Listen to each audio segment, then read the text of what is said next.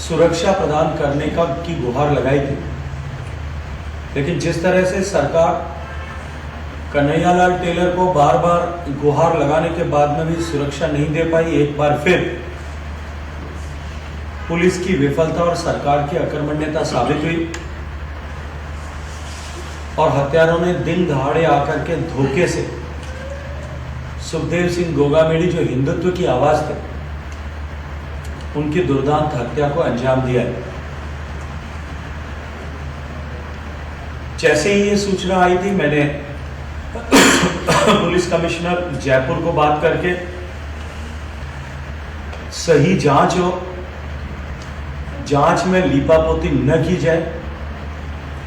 और जिस तरह से पुलिस घटना को एक ट्विस्ट देकर के नवीन सिंह शेखावत के नाम को, जिसको एक शैडो के रूप में, एक टूल के रूप में यूज किया गया था, उसको अभियुक्त बताने का काम कर रही थी। मैंने डीजी राजस्थान पुलिस से भी बात की और उन दोनों को कठोर शब्दों में इस बात के लिए आगाह किया कि इस तरह के ट्विस्ट देने का काम पुलिस न करे, सही जांच करे, हत्यारों को तुरंत गिरफ्तार तो करे ही, लेकिन साथ ही साथ में किसकी अकर्मण्यता के चलते हुए या किसकी मिलीभगत के चलते हुए, मैं जिम्मेदारी के साथ में ये शब्द काम में ले रहा हूं, किसकी मिलीभगत के चलते हुए सुखदेव सिंह जी को या किसके इशारे पर सुखदेव सिंह जी को सिक्योरिटी क्यों नहीं प्रदान की गई थी, इस बात की जांच होकर के उस दोषी व्यक्ति के खिलाफ भी समान धाराओं में कार्रवाई हो, इसको सुनिश्चित सरकार करे, पुलिस प्रशासन करे। इसी के साथ साथ में इस तरह की और धमकियां जिन लोगों को राजस्थान में मिली है, मेरे संज्ञान में आया है कि जनप्रतिनिधियों को भी इस तरह की धमकियां मिली है और पुलिस ने निरंतर उनको भी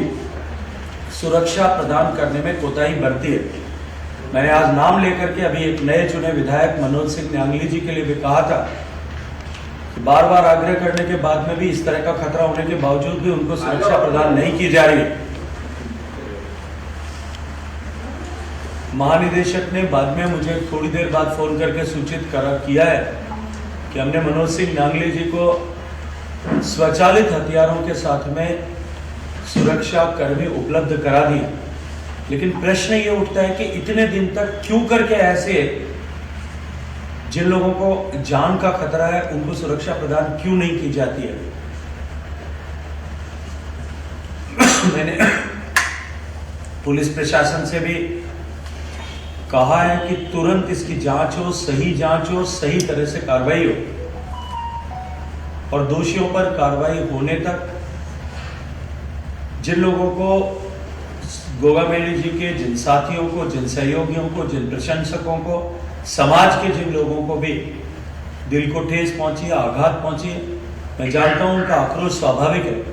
लेकिन वो संयम बनाए रखें और परमात्मा उनको संबल प्रदान करे।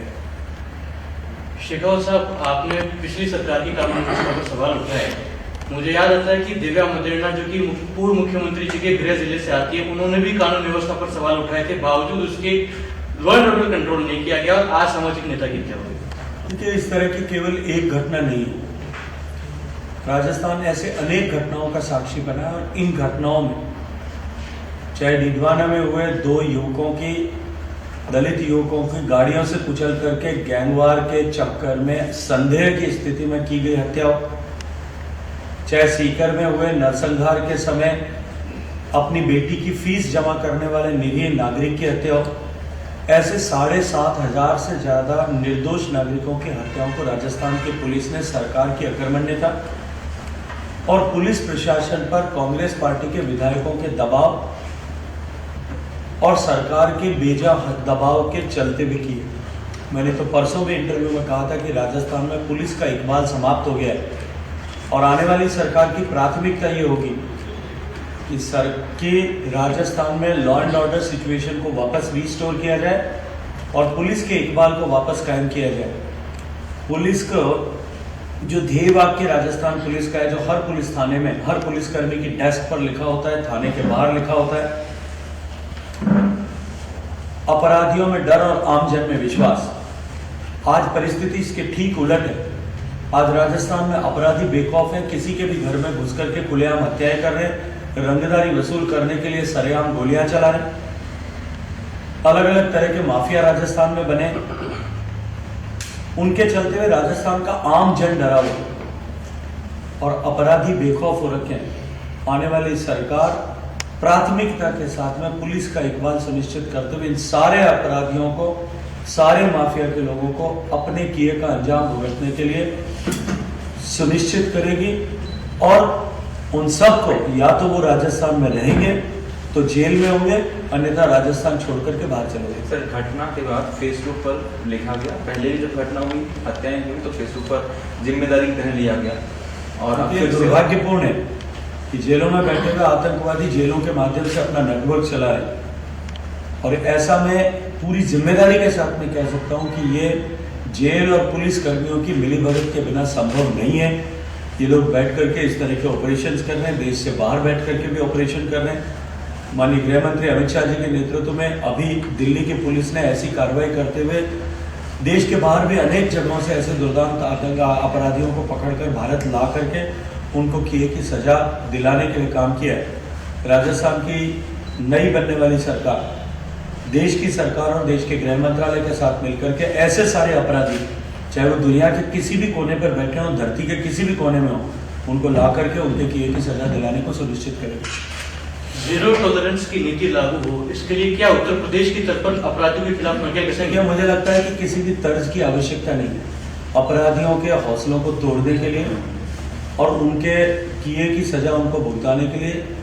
कानून सम्मत जितने भी मार्ग हैं उन सारे मार्गों को अपनाए जाने की आवश्यकता राजस्थान में आज होती है। सर, इस पूरी घटना में कौन लोग आरोपी हो सकते हैं? देखिए, ये जांच का विषय है, मैं इस विषय में नहीं जाना चाहता। अभी जो ट्वीट किया गया है उस ट्वीट की ऑथेंटिसिटी क्या है मैं उसमें भी नहीं जाना चाहता, लेकिन ये पुलिस का काम है कि निष्पक्ष जांच हो और त्वरित जांच हो और त्वरित कार्रवाई हो, वरना जिस तरह का से राजस्थान के युवा आक्रोशित और उद्वेलित हैं, तो निश्चित ही लॉ एंड ऑर्डर के लिए गंभीर संकट पैदा हो सकता है। राजस्थान भर में विरोध प्रदर्शन हो रहे हैं, कई जगह ज्यादा भी हुए हैं, कहीं धरना शुरू हो गया है, उनके लिए देखिए, मैंने कहा है कि ये स्वाभाविक प्रतिक्रिया है। अपने साथी, अपने नेता, एक सामाजिक नेता की हत्या के बाद में इस तरह की प्रतिक्रिया होना स्वाभाविक है। युवकों का आंदोलित आक्रोशित होना भी स्वाभाविक है, लेकिन पुलिस से जिस तरह से मैंने आग्रह किया है कि वो तुरंत और त्वरित कार्रवाई करें, उसी तरह से मैं सारे युवा साथियों से भी कि मैं आप सबके दुख में सहभागी हूं, मैं आप सबके दुख में शरीक हूं, लेकिन हम किसी भी तरह से कानून को अपने हाथ में न लें। हम विरोध प्रदर्शन करें, प्रशासन पर दबाव बनाएं, यहाँ तक सब जायज है, लेकिन कानून हाथ में न लें, संयम बनाए रखें। ऐसा मेरा सभी युवा साथियों से, छोटे भाइयों से अनुरोध है। राजस्थान के सब लोग चाहते हैं कि आप बहुत जल्दी से, क्योंकि आपको मैंडेट मिल गया तो भागदौड़ आप। चलिए, धन्यवाद।